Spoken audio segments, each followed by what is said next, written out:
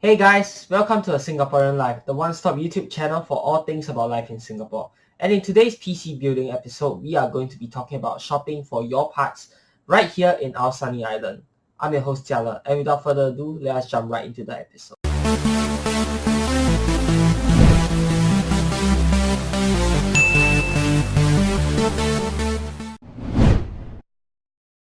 There's two options when it comes to buying your PC parts. You can either order them online, usually from overseas through sites such as Amazon or eBay, or get them from brick and mortar stores. Let's cover the former first. By ordering online, you can either get them brand new or second hand. With regards to PC parts, I highly do not recommend getting second hand parts because you really don't know the remaining lifespan of the part that you're getting, and on top of that, the warranty will most likely have expired already. Even for brand new parts, I would not recommend getting them online. Not only because it will be a hassle to make a refute if anything goes wrong, but you're also potentially paying for quite a fair bit of shipping fees, which is not worth in my opinion. Apart from that, there is also Carousel, which is a more local version of online shopping, since you can most likely arrange a meetup with the seller. I still would not recommend it, however, as you don't know how much a part has gone through if you get it secondhand. The parts that I feel are fine getting them online are the case and perhaps your peripherals like speakers, maybe the monitor too, but all other parts I recommend getting them from a shop instead. The most famous, or some say infamous one in Singapore being Sim Lim Square. Now, I know many are put off and scared to buy stuff from there after it has received so much bad rep, but honestly, there are still quite a number of shops in there with a clean reputation and low prices to boot. Before you actually head down, you should do some research at home first to avoid getting scammed. Be clear and know exactly what parts you want and its market price.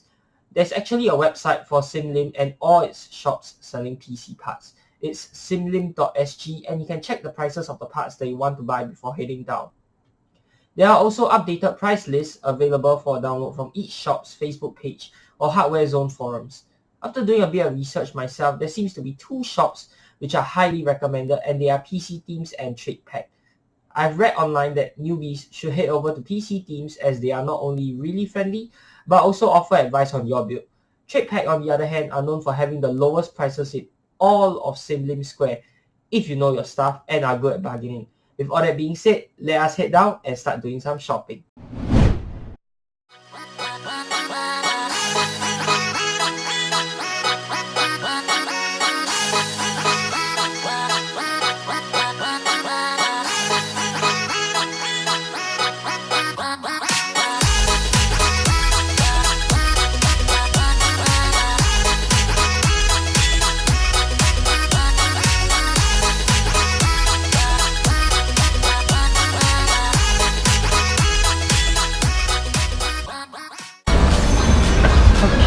I'm finally at Sim Lim Square. We are walking around to find the shop for my PC parts. Now, most of the shops that sell PC parts are on level 4 and level 5, so we want to head up to the higher floors of Sim Lim to check it out. And the two shops that I've been visiting, as stated earlier, will be PC Themes and Trade Pack.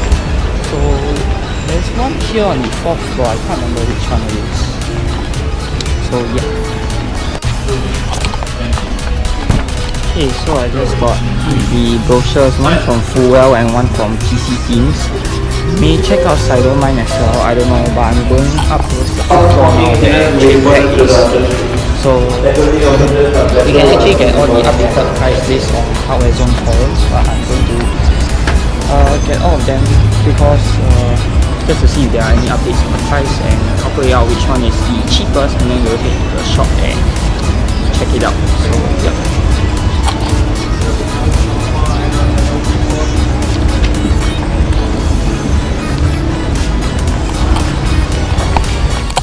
I just got the price list from Trade Pack, PC Themes, Bizgram, there's Dynacore and a bunch of other stuff. So I'm going to sit at this nice quiet stretch and I'm going to compare the prices and let you guys know the results. Okay, so after much comparison, I still do think that Trade Pack has the best prices, and now I'm walking back to Trade Pack to get the parts, and afterwards I'll give you guys some tips on how to get better prices if I can get a good price. So see you guys in a bit. Okay guys, so I'm actually done with the shopping, and you can see here all my cards and There were a few changes though. The motherboard, unfortunately, they did not have it. And the 1660, I actually got a 1660 Super instead, so that's a really nice upgrade.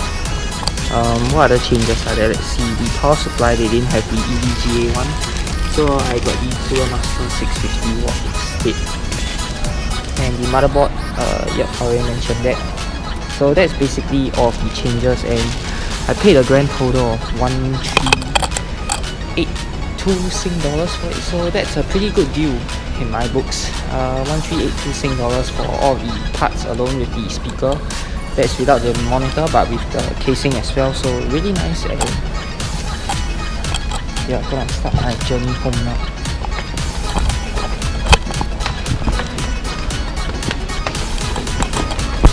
And what's good about this place is, all the shops, they actually all know each other, all the owners, and when one shop doesn't have the part, they actually go to the other shops to look for the parts. And yeah, I think it's a really nice, really friendly environment as opposed to what the internet says. I think this is a really good place to buy your electronics, especially if you know what you're going to do. And it actually took quite long because the guy actually had to find my parts, and there were quite a lot of people buying stuff as well. On top of that, there were a lot of guys my age there probably building their own PC as well, so that's nice to see. Alright, now that we are back from our shopping, here are some tips that I have for you guys when shopping for your own PC parts.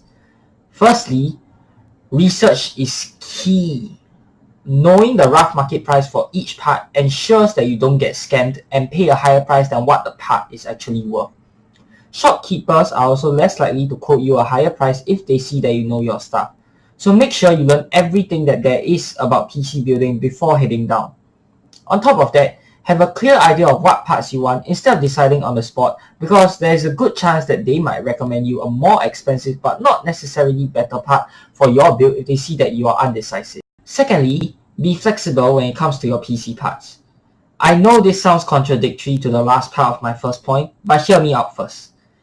There's a good chance that the part you want in your build may not be available at the store you go to when building your PC, and that is something that you can't run away from when buying from brick and mortar stores. But don't let that discourage you from buying all your parts in one store though, as they tend to give better discounts if you purchase your entire system from one shop as opposed to getting parts from different stores. The staff will usually recommend the closest replacement for the part that they are missing, but don't be too quick to agree to it. Take your time to whip out your phone and do some research on the replacement part first. Whether it's its price, specs, or compatibility, these 3 points need to be achieved in order for it to be a worthwhile replacement. Lastly, don't be afraid to be shameless when it comes to bargaining. There is a very fine line between being a complete dick and lowballing and getting the best price possible. The better your bargaining skills, the more money you can save for other stuff like games and software. So that's it for part 2 of the PC building series. I hope you guys have learned something about buying PC parts in Singapore in this episode. And if you have, then be sure to give it a thumbs up and subscribe to the channel if you want to see the next part of this series where we will be building the PC itself. Till the next time, I'm your host Jiale. Peace out.